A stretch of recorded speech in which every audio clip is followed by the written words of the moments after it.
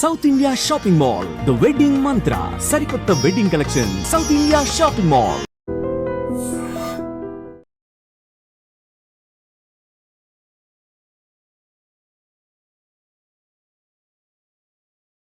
మీరు చెప్పినంత లేదంటే నవ్వుతూ చెప్పినంత ఈజీ కాదు. ఇవన్నీ చూసి ఒక్కసారి లోలో పడ్డం. లోలో ఒకప్పుడు వంశీ గారు అంటే లేదంటే మీ అన్నయ్య అన్నప్పుడు కూడా ఫుల్ రెస్పెక్ట్ ఉండేది. ఏదైనా ఒక చిన్న వీడియో వస్తే ఆంధ్ర తెలంగాణలో ఫుల్ వైరల్ ఉండేవాళ్ళు. ఇప్పుడు ఏదైనా సరే కొంచెం చెప్తే కూడా వీళ్ళ ఇంట్లో లేని మాకు చెప్తారు అనే మాటలు వస్తాయి. మీరు కూడా ఒక మెంటల్ స్టెబిలిటీ కోల్పోయి అయ్యో ఎందుకు ఇలా ప్రతిదీ బ్యాక్ స్టెప్ వెళ్తున్నాను, మళ్ళీ ముందుకు రావడం కష్టమేమో కదా, ఇలాంటి ఆలోచనలు వస్తుంటాయి కదా రెగ్యులర్గా. ఆ స్టేజ్లో ఎలా తీసుకున్నారు అసలు? ఒక్కొక్క రోజు మేబీ మీకు ఆలోచనలో అసలు మళ్ళీ ముందుకు వెళ్తానా లేదా, చేయగలనా లేదా, ఇలాంటి క్వశ్చన్స్ ఏమైనా ఉండేనా మీకు? ఉన్నాయి, ఉంటూనే ఉంటాయి. మీరు అన్నట్టు లైఫ్ ఇస్ సింపుల్ అనుకుంటుంటే లైక్ నేను మా అన్న కూడా డిస్కషన్స్ ఎట్లుంటుండే అంటే సీతమ్మ వాకిట్లో సిరిమల్లె చెట్టులో వాళ్ళు పైన నిలబడి వెనకాల యూనివర్సల్ అది బ్యానర్ ఉంటది హైదరాబాద్ లో, నిలబడి మాట్లాడుకుంటుంటారు. రేలో చెప్పలేకపోతున్నా కానీ లోపల తుంచేస్తుందిరా అని అంటారు. అదే బాధ ఉంటది మా లోపల కూడా, మా కళ్ళలో కూడా ఒక పెయిన్ ఉంటది. అందుకే సో అట్లా మేము డిస్కస్ చేస్తున్నప్పుడు అంతా కూడా అక్కడ ఒక డైలాగ్ అంటాడు మహేష్ బాబు, అరే ఇంకెన్ని చూడాలి మనము, ఎన్ని చూసినామని ఫస్ట్ అమ్మాయిల పేర్లు అవి చెప్పి తర్వాత రేపొద్దున మనకు ఇద్దరికి పిల్లలు వచ్చేసి గుడ్డగాళ్ళు వచ్చి వాళ్ళు తిరుగుతుంటే ఆడుకుంటుంటే ఇది అది అని మాట్లాడుతుంటారు. మేము యాజ్ ఇట్ ఈస్ అట్లనే అనుకుంటుంటే సరే మన ఇద్దరికి ఇద్దరు వైఫ్స్ వస్తారు, మమ్మీ డాడీ ఉంటారు, మనము నలుగురము మమ్మీ డాడీ 6 మంది ఫార్చునర్ కొనాలి, ట్రిప్లు వేయాలి, ఇదే ఉంటుండే తప్ప ఇట్లా కాంప్లికేట్ అవుతుంది సిచ్యువేషన్, ఇట్లా వస్తుంది లైఫ్ లా. మా ప్రతి వీడియోకి మీరు అన్నట్టు వీడియో రిలీజ్ చేస్తే ఒక్క నెగటివ్ కామెంట్ ఉండకుండే. 2 states లో నెగటివ్ కామెంట్ లేని పీపుల్ ఎవరన్నా ఉన్నారా అంటే నేను మా అన్నని. సో మాకు డిలీట్ చేసుకోనికి కూడా అవసరం రాకుండే, బ్లాక్ చేయాల్సిన అవసరం రాకుండే ఎవరిని, ఆ స్టేజ్ లో ఉంటుంది. సో కానీ ఎక్స్ట్రీమ్ ఆపోజిట్ అయిపోయింది. అండ్ చేసింది ఏమి లేదు పెద్దగా, లైక్ ఎవరికో ఎఫెక్ట్ చేయడమో ఇంకోటో అంత, మళ్ళీ మంచిగా చేద్దామని స్టార్ట్ చేసింది. లైక్ ఆర్గానిక్ ప్రోడక్ట్స్ అంటే కూడా మంచివే కదా అని. ఇది నెగటివ్ కమెంట్స్ అనేటివి నేను లాస్ట్ టైం అనాలిసిస్ చేస్తే ఎప్పుడు వచ్చినాయి మీకు అని శివ గారు అడిగితే లాస్ట్ ఇంటర్వ్యూలో నేను ఏమన్నా అంటే డివర్స్ తర్వాత వచ్చినాయి అన్న. యాక్చువల్గా డివర్స్ తర్వాత రాలే, నా పెళ్ళయినాక కూడా చాలా లిమిటెడ్ ఉంటుండే. ఎప్పుడైతే మేము ఇద్దరం కలిసి బిజినెస్ స్టార్ట్ చేసినామో అప్పుడు స్టార్ట్ అయింది. వీళ్ళిద్దరు ఆర్గానిక్ ప్రోడక్ట్స్ అమ్ముతారా, హనీ అమ్ముతారా, తక్కువకు తెచ్చి ఎక్కువకు అమ్ముతున్నారా, కీక్లా చేస్తున్నారా, మీరు అంటారా చాలే మస్తు చూసినాంలే, మీరు మోసం చేస్తున్నారు ప్రజల్ని, మీరు లేట్ గా పంపిస్తారు, ఇది అది అని అందరూ అప్పుడు స్టార్ట్ చేసిండ్రు.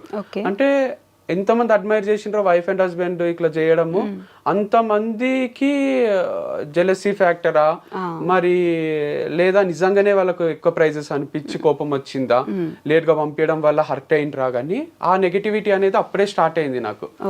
సో కమెంట్స్ ఆఫ్ చేసుకున్నది కూడా ఫస్ట్ టైం జీవితంలో నా మ్యారేజ్ లైఫ్ స్టార్ట్ అయిన తర్వాతనే నెగటివ్ కమెంట్స్ పెడుతుండ్రి, మీరిద్దరు తోడు దొంగలు ఇట్లాంటివి వస్తుండే.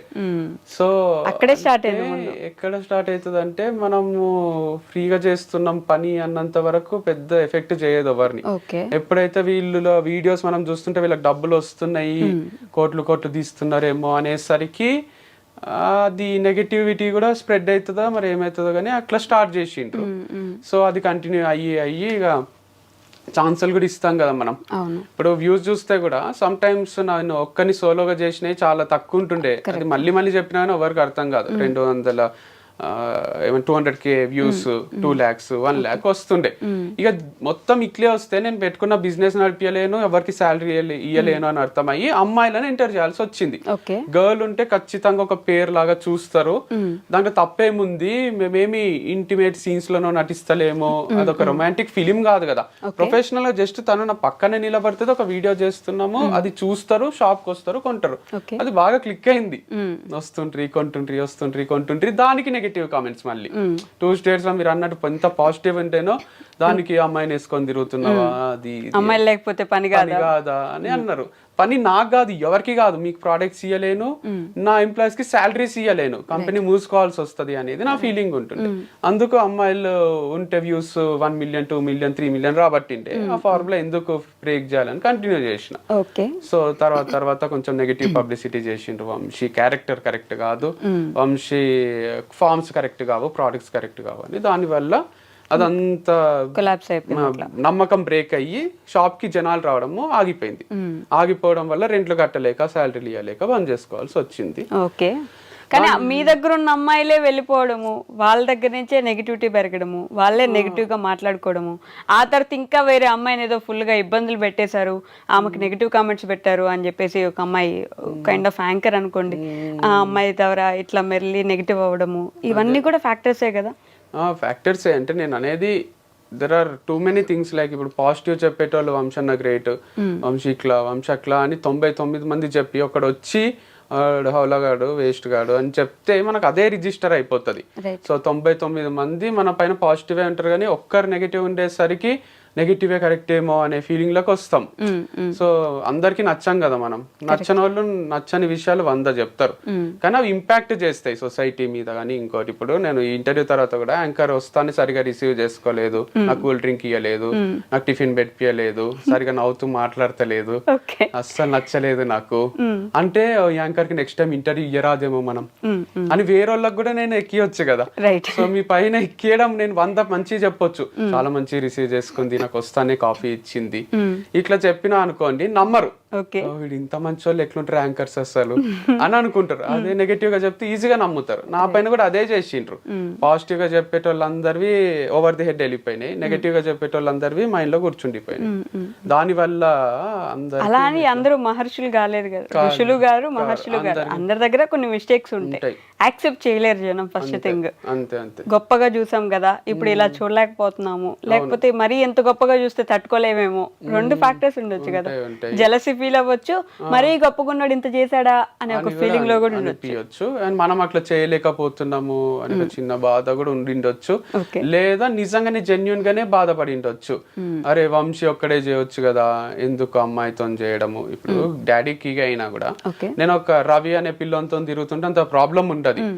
అదే నేను శ్వేతతోనో స్వాతితోనో తిరుగుతున్నా అని తెలిస్తే ఊరికైనా ఇంటికి పిలుచుకొస్తుంటే కొంచెం అఫెండ్ అవుతారు వాళ్ళు. ఏంది ఇది, ఎందుకు ఇట్లా వంశీ చెడిపోతున్నాడా, ఏమైతుంది అని అనుకుంటారు. అది కల్చర్ అంతే, ఇండియన్ కల్చర్ లో ఇంకా బాయ్ గర్ల్ ఎవరితో తిరిగినా అంతే అనేది రాలేదు. బాయ్ తో తిరిగితే తప్పు కాదు, గర్ల్ తో తిరిగితే తప్పు, పెళ్లి చేసుకోకుండా అనే ఫీలింగ్ లో ఉన్నాం కాబట్టి కూడా ఈ ప్రాబ్లమ్స్ వస్తున్నాయి. ఓకే, అది కూడా ఒక ఫ్యాక్టర్ అయి ఉండొచ్చు మేబీ. అండ్ మీకు ఒక సైడ్ ఇట్లా డౌన్ ఫాల్ ఎలా స్టార్ట్ అవుతుందో అటు సైడ్ వారధి ఫార్మ్స్ కి అంత పాజిటివిటీ పెరుగుతుంది కదా రోజు రోజుకి, గమనించారా మీరు? నేను గమనించలేదు. I'm very very happy if that is happening.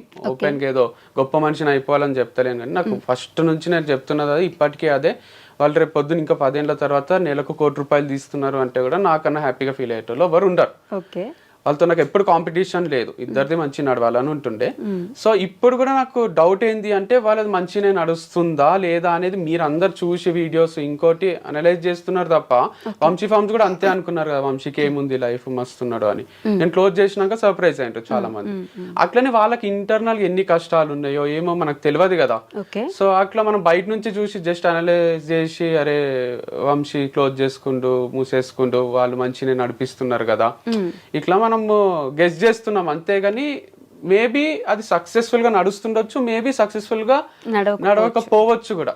We never know what's happening inside the company or inside a home. Wife and husband ని చూస్తే కూడా మేము పెట్టిన ఫోటోలు, ఎవరన్నా పెట్టే ఫోటోలు చూసి వీళ్ళు ఇంత హ్యాపీగా ఉన్నారు ఏంది అనుకుంటారు, కానీ వాళ్ళ మధ్యలో ఏం కొట్లాటలు ఉంటాయో ఏముంటాయో అసలు మనం ఎట్లా గెస్ చేస్తాం. సూర్య జ్యోతిక అజిత్ శాలిని మంచిగా ఉన్నారు అనేది మన అందరి ఫీలింగ్, లాస్ట్ కోహ్లీ అనుష్క కూడా కాదు. ఇప్పుడు నేను ఇచ్చిన ఇంట్రడక్షన్ లాగే ఒక మనిషి ఇక్కడ స్టార్ట్ అయ్యి ఇక్కడ దాకా వెళ్ళడం గొప్ప ఫేస్ కదా, అక్కడి నుంచి ఇక్కడికి పడ్డం చాలా రఫ్ ఫేస్, మళ్ళీ ఇక్కడి నుంచి ఇక్కడికి వెళ్ళాలి. ఎలా జరిగింది ఈ ప్రాసెస్? అంటే 0 to everything, everything to మళ్ళీ 0, మళ్ళీ 0 to everything, ఎలా ఉంటుంది ఫేజెస్ లో? సో ది చాలా డిఫరెంట్ గానే ఉంటది, ఎక్స్పీరియన్స్ చేసిన వాళ్ళు ఎక్కువ రిలేట్ చేసుకోగలుగుతారు. First of all thanks for the introduction, చాలా బాగా అనిపించింది. సో నేను అనుకునేదే మీరు చెప్పినట్టు అనిపించింది, like 0 to everything, everything to 0 అనేది నేను ఇప్పుడు నిన్న మొన్న చూస్తున్న విషయమేం కాదు. Right from my childhood I'm seeing this, because we had 80 acres of land in Zaheerabad. అది ఒక్కొక్క ఎకరమే 3-4 కోట్లు, అట్లా 300-400 కోట్ల ఆస్తి. అదేం లేదు ఇప్పుడు. ఓకే. అంటే అంతా చూసి ల్యాండ్ లార్డ్స్ అని అందరు రెస్పెక్ట్ ఇస్తుండ్రి. తర్వాత ఫంక్షన్లకు పిలవడం కూడా బంద్ చేసిన రోజులు వచ్చినాయి. ఓకే. సో 0 చూసినాము, ఫస్ట్ హై చూసినాం, మీరు అన్నట్టు ఎవ్రీథింగ్ చూసినాం, 0కి వచ్చినాము.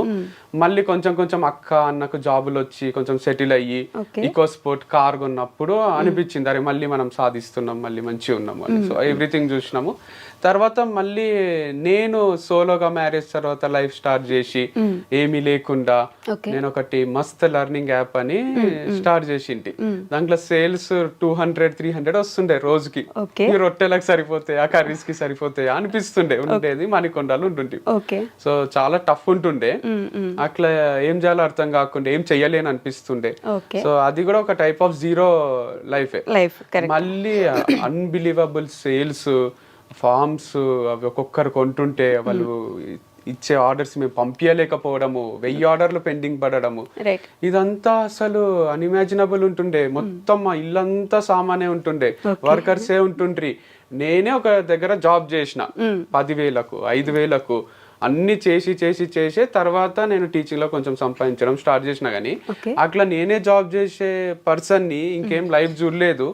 నా కిందనే 20 మంది ఎంప్లాయీస్ ఉండడము, వాళ్ళు మిస్టేక్ చేస్తే దాన్ని ఎట్లా నేను రెక్టిఫై చేయాలని ఆలోచించడము, దానిపైన కూడా వీడియోస్ చేస్తుంటే మా వాళ్ళు లేబుల్స్ వేసిండ్రు. ఒకసారి వాళ్ళు సెప్టెంబర్ లో పంపిస్తున్నారు సామాను, మ్యానుఫ్యాక్చర్ డేట్ ఏదో నవంబర్, అడ్వాన్స్ అన్నమాట. అందరికి సారీ చెప్పిన అది రాంగ్ ప్రింట్ అయింది, నాకు క్షమించేసేయండి అని. అట్లా కూడా చేయాల్సి వచ్చింది. అందరు అన్నారు ఇన్ఎక్స్పీరియన్స్ ఉంది భయ్యా నీకు, అది ఇది అంటే. అనుకోకుండా అది అంత పెద్ద సంస్థ అయిపోయింది. చిన్నగా స్టార్ట్ చేసింది, ఒక ప్యారేజీ బిస్కెట్ ప్యాకెట్లు ఎట్లా కొంటారో ఇప్పుడు మ్యారీ ప్యార్లే మ్యారీ అంటే అంత లెవెల్ యాడ్స్ ఇచ్చినాం మేము. సో మేమే చేయడం వీడియోస్, దాని వల్ల అంత సేల్స్ ఉంటుండే. సో అంత చూసినా అంత అయ్యింది. మళ్ళీ డివర్స్ అయినప్పుడు ఐఎమ్ నథింగ్, ఐఎమ్ 0 అనిపించింది. So no professional life, no personal life, what is this అనిపించింది. Then again professional life start చేసి మళ్ళీ ఒక సంస్థని ఏర్పాటు చేసి దాంట్లో 30 మంది ఎంప్లాయీస్ ఉంటూ అది నెక్స్ట్ లెవెల్ బిజినెస్ చేస్తూ అసలు కౌంటర్లో ఖాళీ ఉండకుండే, ఆ లెవెల్లో బిజినెస్ అవుతుండే, lakhs లో అవుతుండే. సో అంతా చూసి అంత అయ్యి నేను నా బర్త్డే కూడా ఇంకా బాగా గుర్తుంది. నా May 31 నా బర్త్డే. అప్పుడు నేను కూర్గులు ఉన్నా, ఎంత అంటే అంత ఖర్చు పెట్టే స్టేజ్లో ఉన్నా, మంచి రిసార్ట్ తీసుకొని. మా అన్న బర్త్డే April 21, ఒక 1 month ముందే. అప్పుడు నేను పాండిచ్చేరిలో ఉన్నా. అప్పుడు కూడా ఫ్రెండ్స్ తోని అసలు ఒక షాప్ కి పోయి ఇది కొనొచ్చా కొనరాదా, ఈ రూమ్ తీసుకోవచ్చా తీసుకోరాదా అని ఆలోచన లేదు. ఎంత అంటే అంత ఖర్చు పెట్టే స్టేజ్ అప్పుడు కూడా. సో ఈసారి మా అన్న బర్త్డేకి ఇంట్లోనే ఉన్నా, టీవీ చూసుకుంటా, క్రికెట్ చూసుకుంటా, ఒక 1000 రూపాయలు కూడా ఖర్చు కాలేదు. లాస్ట్ కేక్ కూడా మా వంతో కట్ చేపియలే, నేను బయట బిజీ ఉన్నాడు. సో అట్లా అయిపోయింది. నా బర్త్డే వస్తుంది, ఇప్పుడు కూడా అసలు ఏం ప్లాన్స్ లేవు, ఎటు పోయేది లేదు. కూర్గో, పాండిచ్చేరినో, గోవానో పోయేంత సినిమా కూడా లేదు. అంటే మారిపోయింది చాలా. బట్ దేవుడిచ్చిన గిఫ్ట్ ఏంటంటే పని ఇస్తున్నాడు, అదొక్కటి మస్తు హ్యాపీగా ఉన్నా. అంటే మన ఖర్చులకు తగ్గట్టు కొంచెం డే అన్న గడిచేటట్టు పని అవుతుంది. సో మీరు అన్నట్టు 0 చూసి ఎవ్రీథింగ్ చూసి, 0 చూసి ఎవ్రీథింగ్ చూసి, మళ్ళీ ఇప్పుడు 0 చూసి ప్రమోషన్ స్టార్ట్ చేసి సంథింగ్ అయితే చూస్తున్నా. ఎవ్రీథింగ్ ఎప్పుడు చూస్తున్నావు, but this is something is happening. But there are so many factors. Like నేను అనుకున్నది దైవం దలిచింది వేరు ఉంటది అంటారు కదా, నేను అనుకున్నది ఒకటి ఉంటుంది, పెళ్ళి అయిపోయింది, ఇక నెక్స్ట్ ఏముంటది, ఇక మంచి లైఫ్ ఉంటది కదా, పిల్లలు స్కూల్ వేయాలి, ఇట్లాంటివి ఉంటాయి కదా ఎక్స్పెక్టేషన్స్. అది ఏం జరగలే. తర్వాత కంపెనీ స్టార్ట్ చేసి మొత్తం తెలుగు స్టేట్స్ లోనే ఇట్లా చెయ్యాలి వైఫ్ అండ్ హస్బెండ్ అంటే, లేదా వంశ ఒక్కరు చేస్తున్నా ఒక్కరైనా ఇట్లా చెయ్యాలి అనే స్టేజ్ నుంచి మళ్ళీ ఏం లేకుండా అయిపోయింది. సో మళ్ళీ ఇప్పుడు ప్రమోషన్స్ అని ఇది చేస్తున్నా. But life has taught me so many things. Like people ఎట్లుంటారు, ఎవరు మంచోళ్ళు ఎవరు చెడ్డోళ్ళు. ఫస్ట్ డే మంచోళ్ళు లాగా అనిపించిన వాళ్ళు తర్వాత మనకు వాళ్ళు మంచోళ్ళు కాదు అని అనిపించవచ్చు. సో ఈడేంది వీడు అసలు వీడేమైనా పనికొస్తాడా మనకు అనిపించిన ఎంప్లాయీస్ కూడా లాస్ట్ వరకు మనతోనే ట్రావెల్ చేయొచ్చు, మనతోనే ఉండిపోవచ్చు. సో అట్లా మనము ఒకటి ఎస్టిమేషన్ మనకు ఒకటి ఉంటుంది కదా, వాళ్ళ మైండ్ స్టడీ చేసేది, ఒక గెస్ చేస్తాం కదా, ఆ గెస్ వర్క్ అనేది 100% రైట్ కాదు. ప్రాబిలిటీలో ఒక్కొక్కసారి కరెక్ట్ కావచ్చు, ఒక్కొక్కసారి తప్పు కావచ్చు. సో అన్ని వదిలేసి జస్ట్ మన కంట్రోల్ ఉన్న వాటి గురించి ఆలోచిస్తూ ముందుకు పోవడమే లైఫ్ అంటే అని తెలుసుకున్నా. So take each day at a time.